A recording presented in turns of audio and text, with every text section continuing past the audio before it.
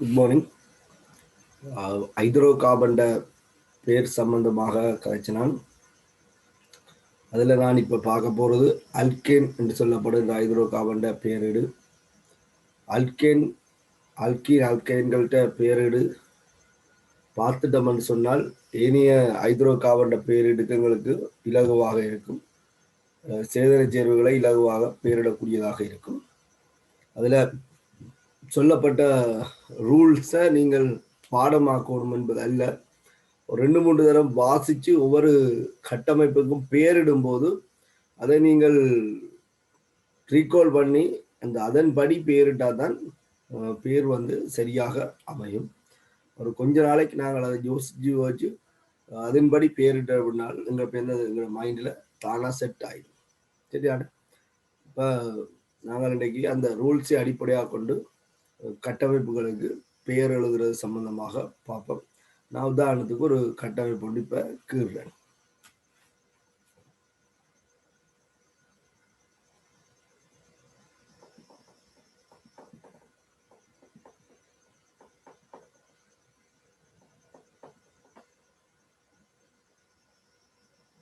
சரிதானே?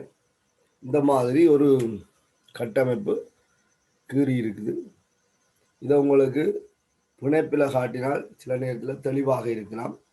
ஆனால் பிணைப்பில் காட்டணும் என்று எதிர்பார்க்க கூடாது. நீங்கள் விளங்கிக் கொள்ள வேணும். CH3 என்றால் அது இதுதான். CH2 என்று சொன்னால் இந்த கார்பன் பிணைப்பு இருக்கும். கார்பன்ல 2 ஹைட்ரஜன் பிணைப்பு வந்தால் கார்பனுக்கு 4 பிணைப்புகள் வரும். அதே போல CH இதுல ஒரு ஹைட்ரஜன் இருக்கு. இந்த கார்பன்ல ஒரு CH3 கூட்டம் இருக்கு. இங்கால CH3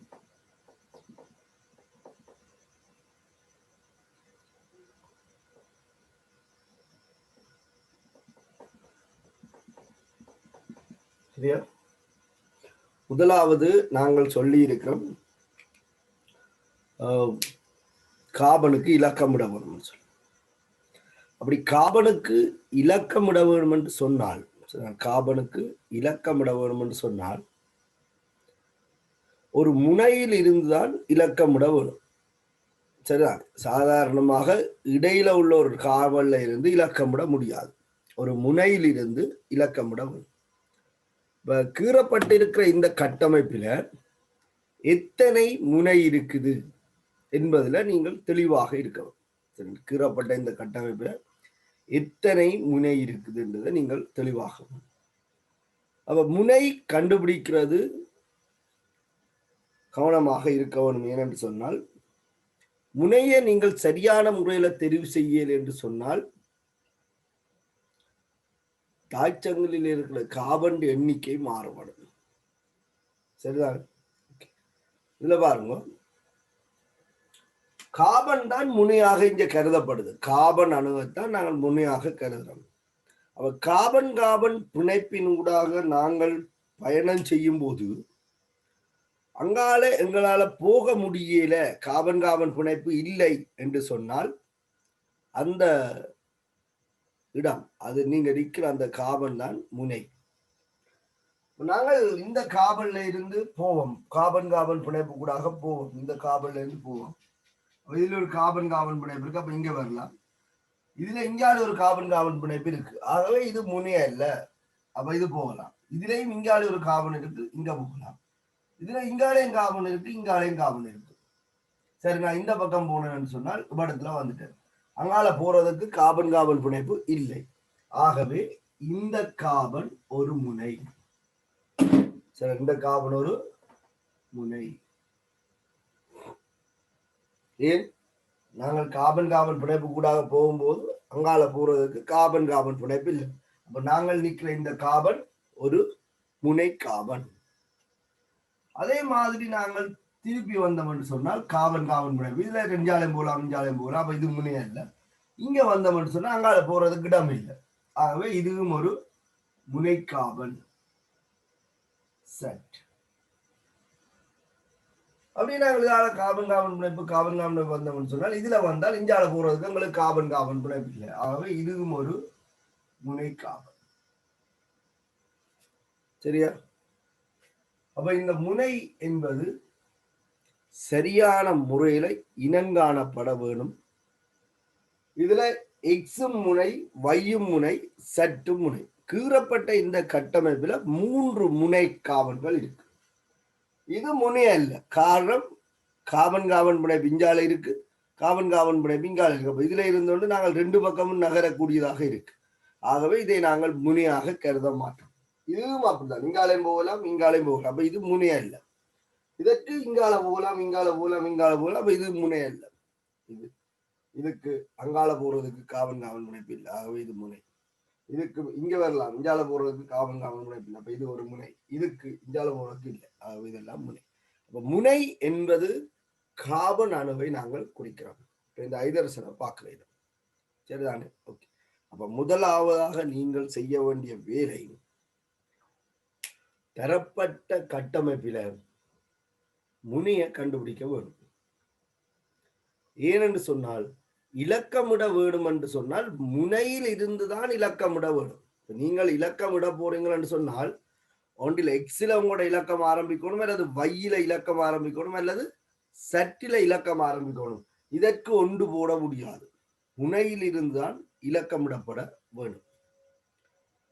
அப்படி முனையிலிருந்து இலக்கமிடும் போது வெக்டார் ஐதரோ கார்பன், அதாவது தாய் சங்கிலியில வெக்டார் ஐதரோ கார்பன் தாய் சங்கிலியில கூடுதலான கார்பன் எண்ணிக்கை இருக்கக்கூடிய சங்கிலியை நீங்கள் தெரிவு செய்து கொள்ள வேண்டும். கூடுதலான கார்பன் எண்ணிக்கை இருக்கக்கூடிய சங்கிலியை தெரிவு செய்து கொள்ள வேண்டும். ஒரு முனையிலிருந்து இன்னொரு முனை வரை இலக்கமிட வேண்டும். அப்படி இலக்கமிடும் போது எந்த முனையில் ஆரம்பித்து எந்த முனையில் முடியும் போது இந்த அல்கேனின் கார்பன் சங்கிலி நீண்டதாக கிடைக்குதோ அந்த முனைகளை தெரிவு செய்து கொள்ள வேண்டும். இதுல பாருங்க, எக்ஸ்ல இருந்து வையுக்கோ அல்லது வையில இருந்து எக்ஸுக்கோ நீங்கள் இலக்கமிட்டால், எக்ஸ்ல இருந்து வையுக்கோ அல்லது வையில இருந்து எக்ஸுக்கோ இலக்கமிட்டால்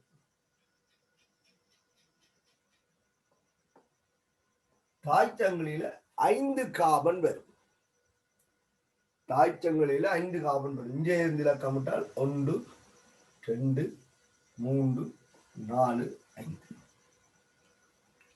எக்ஸ்ல இருந்து இலக்கமிட்டாலோ வையில இருந்து இலக்கமிட்டாலோ தாய்ச்சங்கிலியில 5 கார்பன் வரும்.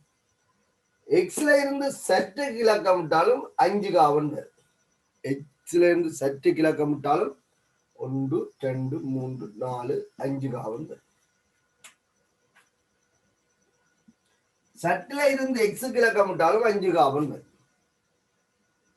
சரி, சட்டில இருந்து எக்ஸுக்கு இலக்கமிட்டாலும் 5 கார்பன் வரும்.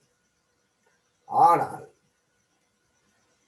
வையில இருந்து சற்றுக்கு இலக்கமிட்டால், வையில இருந்து சற்றுக்கு இலக்கமிட்டால் 1 2 3 என்று சொல்லி தாய்ச்சங்கிலியில 3 கார்பன் தான் வரும்.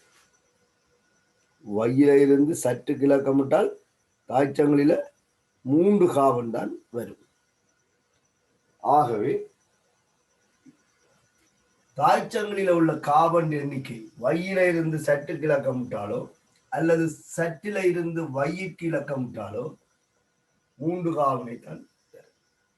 ஆனால் எக்ஸ்ல இருந்து வையிற்கு இலக்கமிட்டாலோ அல்லது வையில் இருந்து எக்ஸுக்கு இலக்கமிட்டாலோ அல்லது எக்ஸ்ல இருந்து சட்டுக்கு இலக்கமிட்டாலோ அல்லது சட்டில் இருந்து எக்ஸுக்கு இலக்கமிட்டாலோ, சரிதா? இந்த 4 சந்தர்ப்பங்களையும் பார்த்தீங்கன்னு சொன்னாங்க தாய்ச்சங்கிலியில 5 கார்பன்கள் கிடைக்கும்.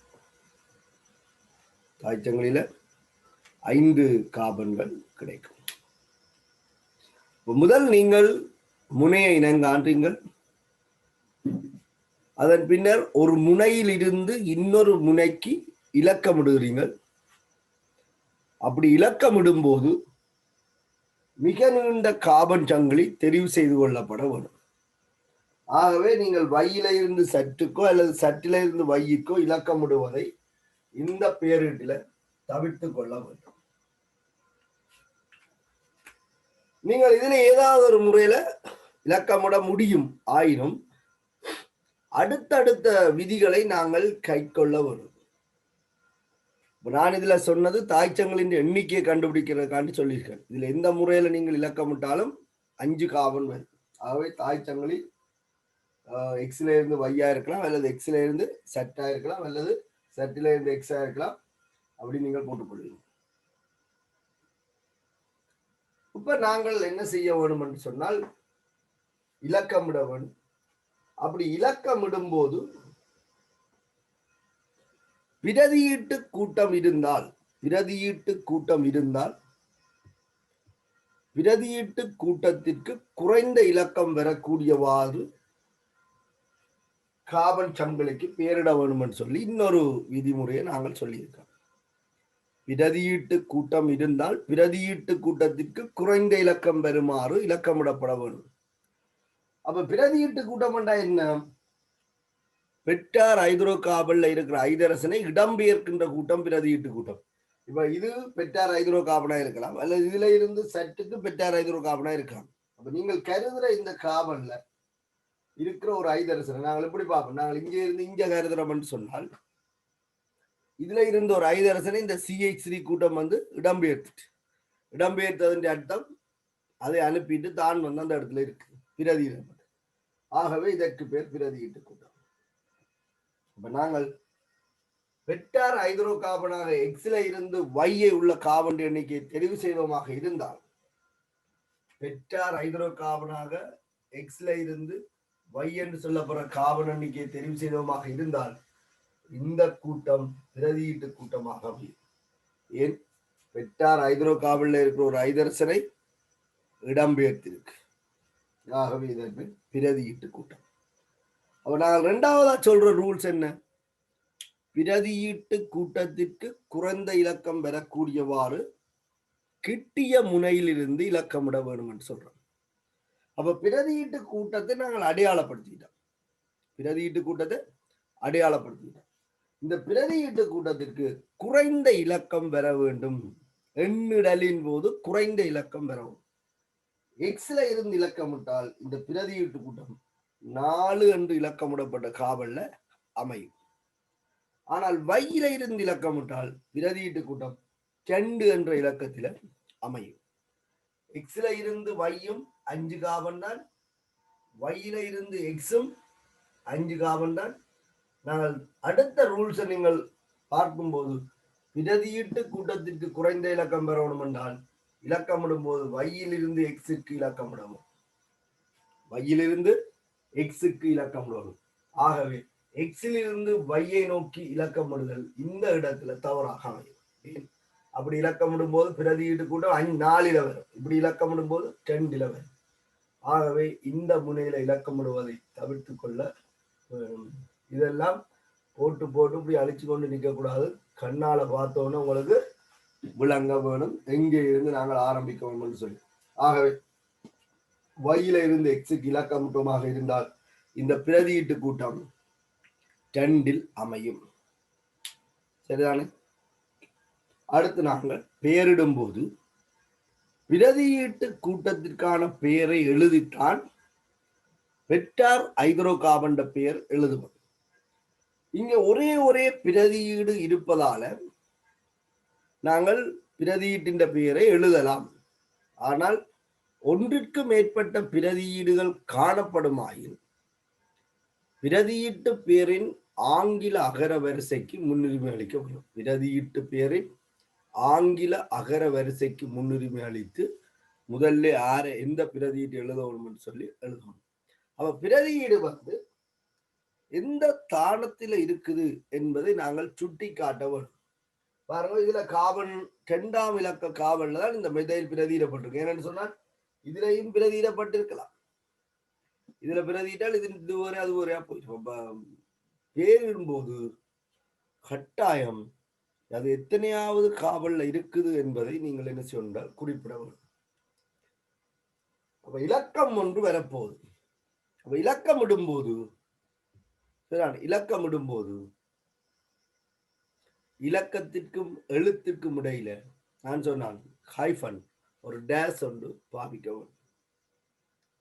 ஒன்றுக்கு மேற்பட்ட பிரதியீடுகள் ஒரே வகையில வந்தால்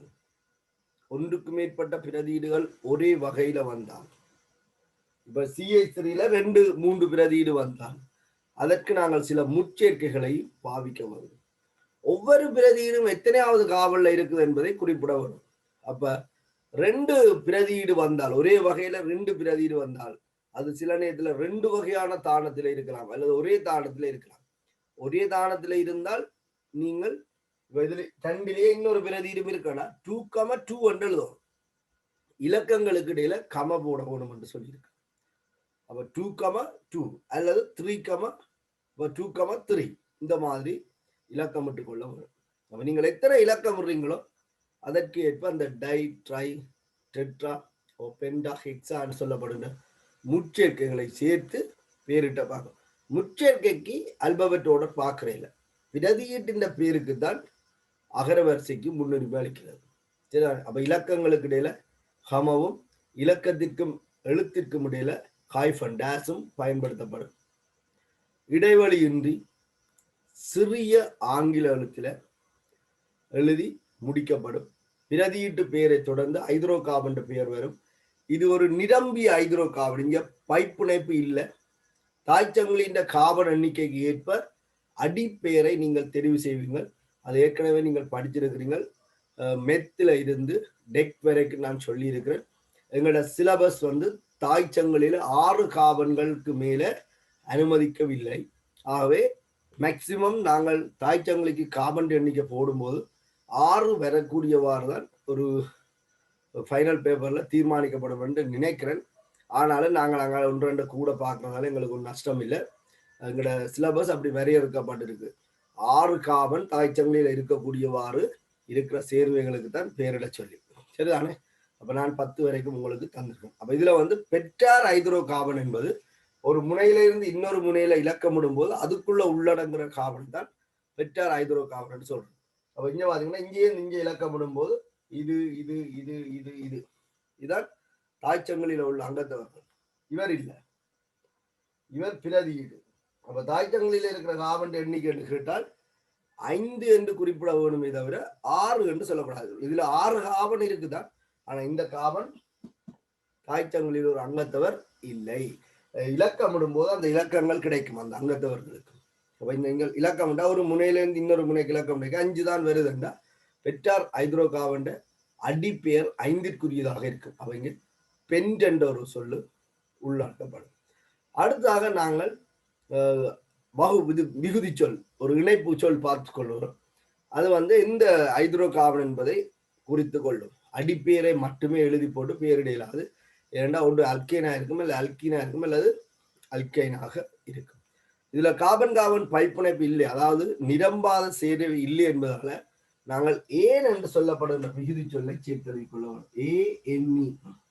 ஏன் ஒருவேளை ரெட்ட புடைப்பு வந்தால் அதன் ரூல்ஸோட நாங்கள் அதுக்கு ஈனென்று எழுதி கொள்வோம். மும்மை புடைப்பு என்றால் ஐநென்று எழுதி கொள்வோம். இதுல வந்து பைப்புணைப்பு இல்லாத காரணத்தால இது வந்து ஏன். சரிதானே? அப்ப இந்த கட்டமைப்புக்கு நாங்கள் பேரிட போறோம் என்று சொன்னால், இந்த கட்டமைப்பு பேரிட போறோம் என்று சொன்னால் இலக்கம் மட்டும்தான். இது ஒரே பிரதியீடு இருக்கு. முதல்ல பிரதியீட்டு பெயர் எழுதப்பட வேண்டும். பிரதியீட்டுக்கு பெயர் எழுதும் போது அது எந்த தானத்தில் இருக்கு என்பது கட்டாயம் குறிக்கவும். ஆகவே 2ல மெதைல் இருக்கு, ஆங்கில சிறிய எழுத்தில் எழுதப்பட வேண்டும். இலக்கத்திற்கும் எழுத்துக்கும் இடையில காய்ஃபன் டேஸ் இருக்க வேண்டும். அதைத் தொடர்ந்து பெற்றார் ஹைட்ரோ கார்பன் பெயர் எழுதப்படும். தாய்ச்சங்களில் 5 கார்பன் இருக்கிறதால பென்ட். இது வந்து அல்கேன் என்பதால ஏன் என்ற விகுதி சொல் சேர்த்து எழுதப்படும். ஆகவே இடைவெளி ஏதும் தெரியாதவாறு பென்டேன் என்று எழுதி கொள்ளும். அப்ப இதுக்கு பேர் 2-மெதைல் பென்டேன். இப்படி ஒரு கட்டமைப்பை சர்வதேச ரீதியில் யார்கிட்ட கொடுத்துட்டு இதற்கு பேர் எழுது என்று சொன்னாலும் எந்த மொழியை சேர்ந்தவர்களோ எந்த நாட்டை சேர்ந்தவர்களோ இதற்கு இந்த ஒரு பெயரைத்தான் வழங்க வேண்டும் என்று சொல்லி IUPAC யூனியன் வந்து வலியுறுத்துது. சரிதானே? அப்ப சர்வதேச ரீதியில ஒரு கட்டமைப்பிற்கு ஒரு பெயர் மட்டும் கிடைக்கக்கூடியவாறு இந்த விதிகள் வந்து ஒழுங்கமைக்கப்பட்டிருக்கு. ஆறா இருந்தாலும் இந்த விதிக்கு கட்டுப்பட்டு இதுக்கு பெயர் வைத்தால் இந்த IUPAC பெயர் இப்படி இருக்கு. பொது பெயர்கள் மாறலாம். இது வந்து முறையான பெயர் என்று சொல்றது IUPAC விதிகளை உள்ளடக்கிய பெயர். அதால IUPAC பெயர் என்று சொல்லிக்கொள்ளும். சரியா?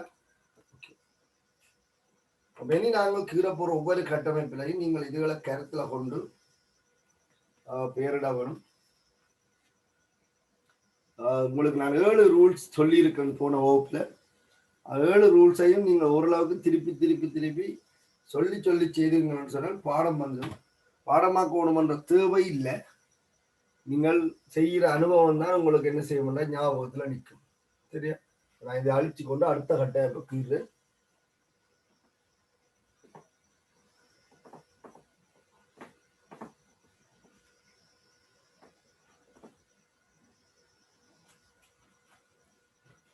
நீங்கள் கிளைகளற்ற ஹைட்ரோ கார்பன் பெயரை முதலில் எழுதி இருக்கிறீர்கள். ஆகவே நான் கிளைகளுடைய ஹைட்ரோ கார்பன் பெயரத்தெல்லாம் நீங்கள் ஒருக்கா பெயரை எழுதி கொள்ளுங்க. இதை நாங்கள் இப்படி இனி எழுதி கொள்ளலாம். ஓரளவுக்கு நீங்க விளங்கி கொள்ளுங்க. கார்பன் கார்பன் பிணைப்பு, இந்த கார்பன்ல 3 ஹைட்ரஜன் இருக்கு. இந்த பேர்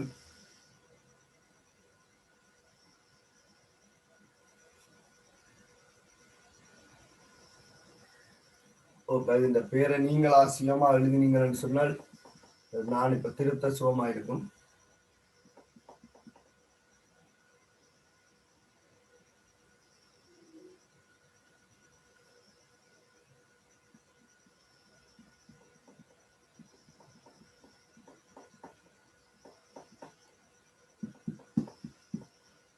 முதல்ல முனைய ஓரளவுக்கு ஐடென்டி பண்ணி கொள்ளுங்க.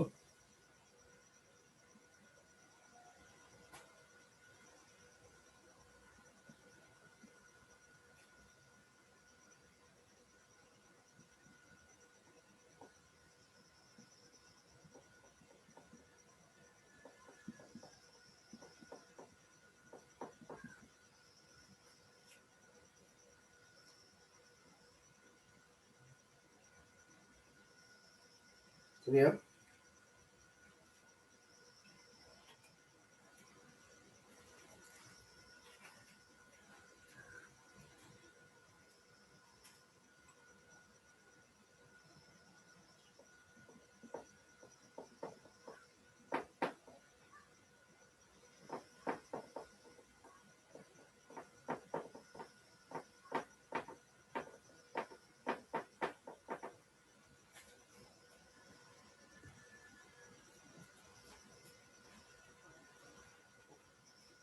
இந்த ஹைட்ரோ கார்பனுக்கு உங்களோட IUPAC ரூல்ஸை அடிப்படையாக கொண்டு நீங்கள் பெயரிட்டீங்கன்னு சொன்னால் எல்லாருக்குமே ஒரே வகையான பெயர் அமைய வேணும்.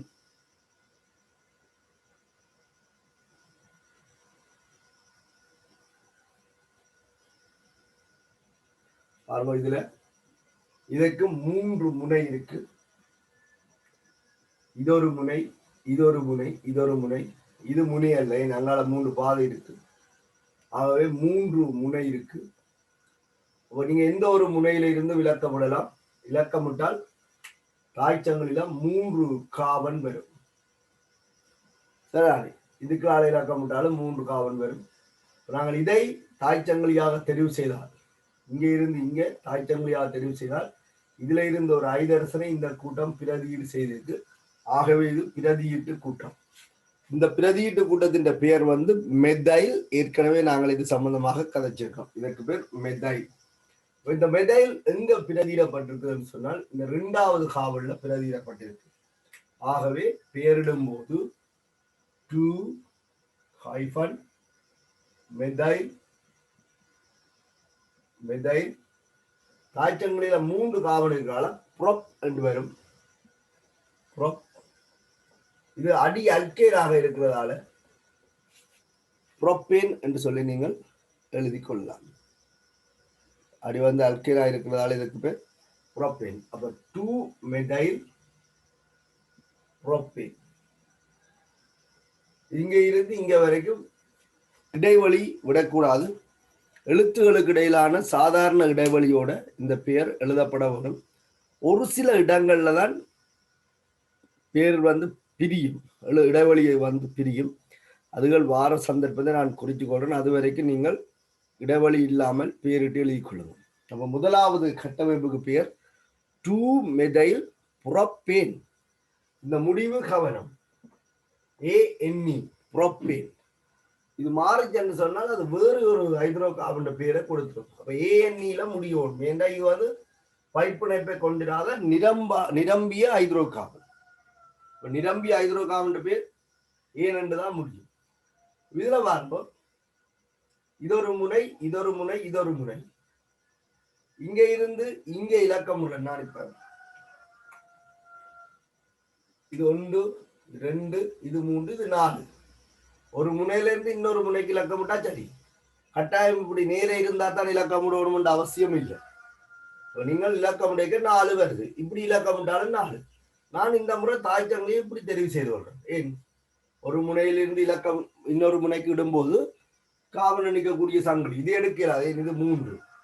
அப்ப இதுதான் எங்களோட தாய்ச்சங்கிலி என்றால் இப்ப இதுல இருக்கிற ஐதரசனை இவர் பிரதியிட்டதாக எடுத்துக்கொள்ளலாம். இப்ப இவர் பிரதியிட்டு கூட இங்கே இருந்து இலக்கம் என்றால் பிரதியிட்டு கூட 3 வரும். இங்கே இருந்து இலக்கம் என்றால் பிரதியிட்டு கூட 2 வரும். ஆகவே இந்த இலக்கமுடன் தவறானது. இலக்கமிடும் போது 1, 2, 3, 4 சொல்லி இந்த முனையில் இருக்கு இலக்கமிட வரும். அப்ப பிரதியிட்டு கூட இப்ப எங்க இருக்கு? 2ல இருக்கு. ஆகவே 2-மெதைல் 2-மெதைல் தாய்ச்சங்களில் உள்ள கார்பன் 4, அதாவது பியூட் சக ஏன் சேர்த்தலி நீங்கள் சொன்னால் பியூட்டேன் என அமையும். பியூட் சக ஏன் பியூட்டேன் என அமையும். அடுத்தது ஒரு 2 முனை தான் இருக்கு. 2 முனை இருக்கு. அப்ப பிரதியீடுகள் ஒன்றும் இல்லை. எல்லா ஐதரசன்களும் அப்படியே இருக்கு. அப்ப இங்க பிரதியீடுகள் இல்லை. ஆகவே நாங்கள் எந்த முனையிலிருந்து விளக்கப்படலாம்? பிரதியீடு இல்லை தானே. பிரதியீடு இல்லாதால எந்த முனையிலிருந்து விளக்கப்படலாம்? இங்கே இருந்து இங்கே இலக்கமிடலாம், அல்லது இங்கே இருந்து இங்கே இலக்கமிடலாம். அப்படி இலக்கமிட்டோம்னு சொன்னால் தாய்ச்சங்களில 6 கார்பன் உங்களுக்கு கிடைக்கும். தாய்ச்சங்களில 6 கார்பன் இருக்கு. அப்ப அடிப்பேர் வந்து ஹெக்ஸ். 6 கார்பன் என்றால் அடிப்பேர் வந்து ஹெக்ஸ். இது ஒரு நிரம்பிய ஹைட்ரோ கார்பன் என்பதால ஏன், ஆகவே இதற்கு பேர் ஹெக்சேன் என அமையும்.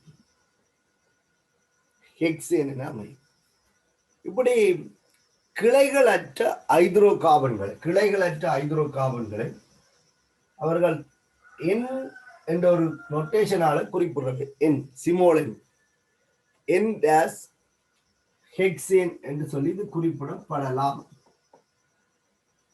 சரி, இப்படி ஒரு இதுவும் இருக்கு. என் ஹெக்சேன் என்று சொன்னால் பிரதியீடுகளற்ற அல்கேன். என் ஹெக்சேன் என்பது பிரதியீடுகளற்ற அல்கேன். நீங்கள் இதை குறிக்க வேணும்ன்ற அவசியம் இல்லை. ஆனால் இப்படி குறிச்சிருந்தால் குழம்புறது கொண்டும் இல்லை. இதுதான் என்றதை விளங்கி கொண்டால் சரி. நான் பேரிட்டில் நீங்கள் இதை குறித்து எழுதணும்ன்றது இல்லை. யாராவது குறித்து எழுதினால் இதைத்தான் குறிப்பிடணும் என்று விளங்கி கொண்டால் சரி. அப்ப அடுத்ததை பாருங்க. இதற்கு 3 முனை இருக்கு. இந்த கார்பன் ஒரு முனை, இந்த கார்பன் ஒரு முனை, இந்த கார்பன் ஒரு முனை. இதுல இருந்து இலக்கம் என்றால் தாய்ச்சங்களுக்கு 4 கார்பன் வரும். 1, 2, 3, 4.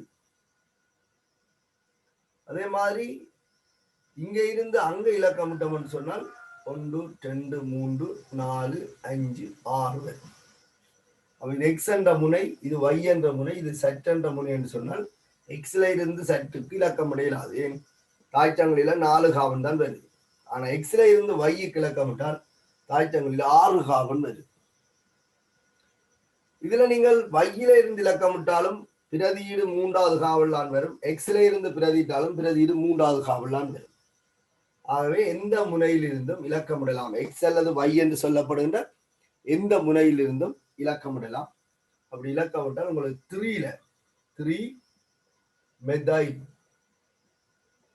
3ல மெதைல் வந்து பிரதியிடப்பட்டிருக்கும். 3-மெதைல் பெட்டார் ஹைட்ரோ கார்பன்ல 6 கார்பன் இருக்கிறதால அது வந்து ஹெக்சேனாக இருக்கும். 3-மெதைல் ஹெக்சேன் என்று சொல்லி இதற்கு பெயர் வரும். 5வது கட்டமைப்பை பார்க்கணும். 5வது கட்டமைப்பில் எத்தனை முனை இருக்குது? இதொரு முனை, இதொரு முனை, இந்த காவன் ஒரு முனை, இந்த காவன் ஒரு முனை.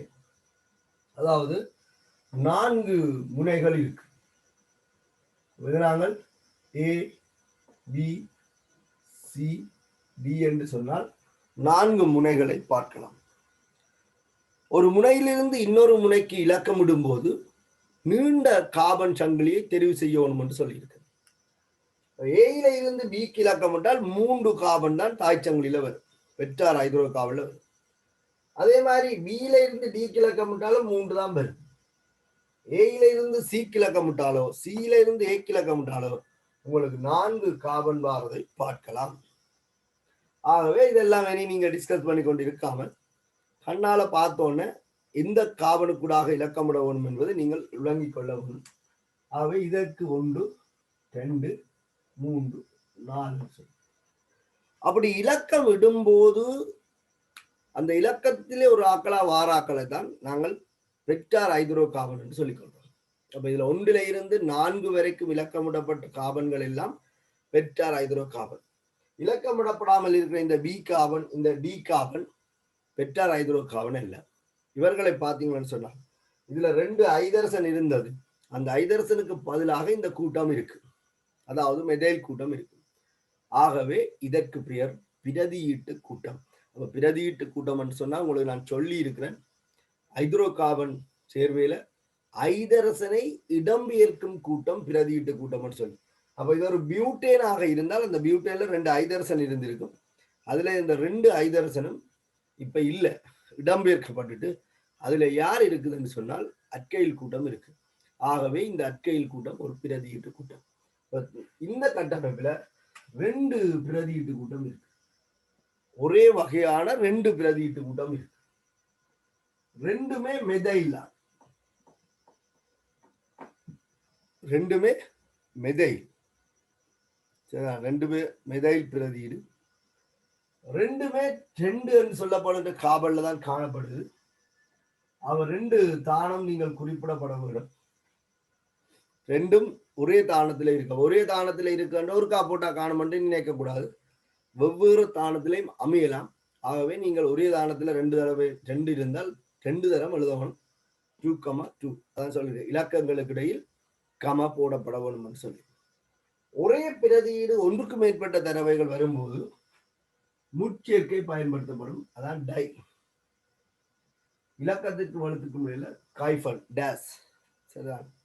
இது பிரதியீட்டு பெயர். அங்கால நீங்கள் என்ன எழுதலாம், ஹைட்ரோ கார்பன் பெயரை எழுதி கொள்ளலாம். அப்ப நீங்க பேர் எழுதும் போது இதற்கு பேர் எழுதுங்க 2,2 டை மெதைல், 2,2 டை மெதைல். வெக்டார் ஹைட்ரோ கார்பன்ல 4 கார்பன் இருக்கு. ஆகவே அடிப்பெயர் வந்து ஸ்டெம், ஸ்டெம் பெயர் வந்து 4 பியூட். இது ஒரு ஹைட்ரோ கார்பன், நிரம்பிய ஹைட்ரோ கார்பன் என்பதால் பியூட்டேன் என்று சொல்லி பேர் பியூட்டேன். 2,2 டை மெதைல் பியூட்டேன் என்பது இந்த ஹைட்ரோ கார்பன் பெயராக இருக்கும், சரிதானே. நீங்கள் ஹைட்ரோ கார்பன் பெயரை ஐஜிபிஏசி ரூல்ஸுக்கு அமைக்க எழுத வேணும். அப்படி எழுதும் போது சொல்லப்படுகின்ற விதிகளை நீங்கள் மனதில் திருப்பி திருப்பி சொல்லி சொல்லி செய்தீங்க என்று சொன்னால் உங்களுக்கு அது தானாக ஞாபகத்துக்கு வரும், சரியா. ஓகே, இந்த பேருக்கு எழுதி கொள்ளுங்க.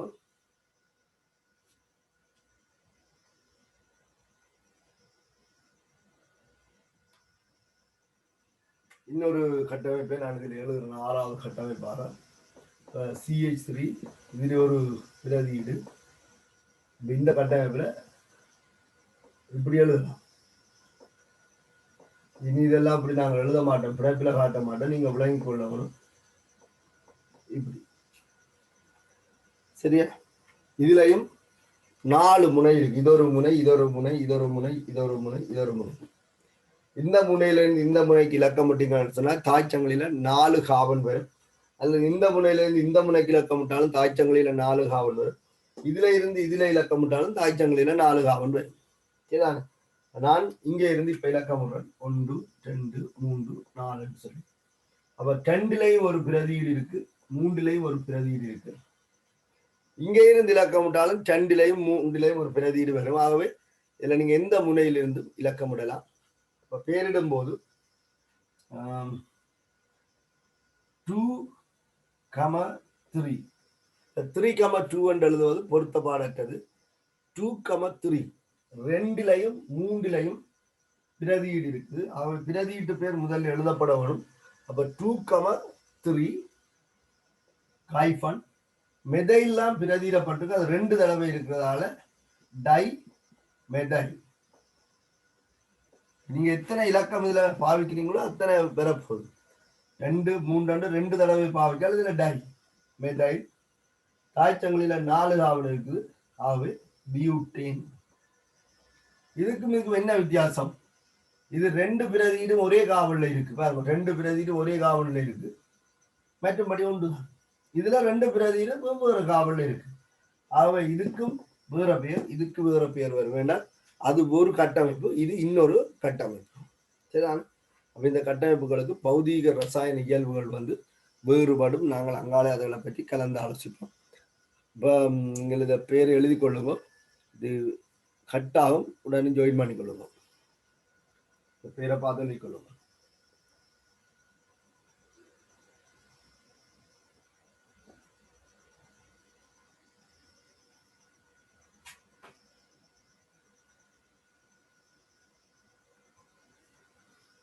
பேரிட்டு விதிகளை திருப்பி திருப்பி திருப்பி சொல்லித்தான் நீங்கள் எழுத வரும்.